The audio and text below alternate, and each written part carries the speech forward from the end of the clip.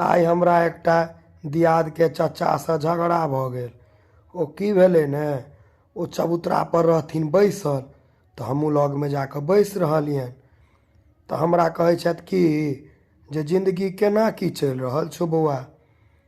तो हम कहलिए कहाँ किछो करै छियै, खाइ छी आ सुतल रहै छी।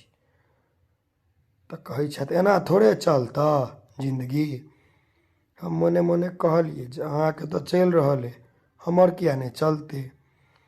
तकर बाद चाचा हमरा आगा ज्ञान देबऽ लगला जे एना कऽ ले, ई कऽ ले, एना पढ़ि ले, ओना कऽ ले, एते आगा बढ़ि जेबै, ई भऽ जेतौ, जिंदगी में कोनो दिक्कत नहीं होतौ, मारिते अले बले।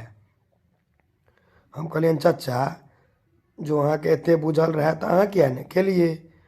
तो कहला हट, हमरा सब बेर में एते सुविधा रहे, आब तोरा सबके दुनिया भर के सुख सुविधा छो, हमरा सबके बड़ दिक्कत रहे।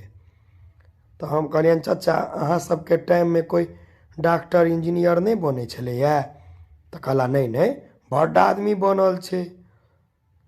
तो हम कहलिए अपने कथी करे छलिए या, कलम में कटिया फोड़े छलिए या, हैं कि अखने जना चौक चौराहा पर ताश खेलाइ छलिए या, आब तो अहाँ लूडोहो खेलाए लगलहुँ हैं। चाचा तमसा गेलखिन, कहला बप जेठ भ गेलै हैं।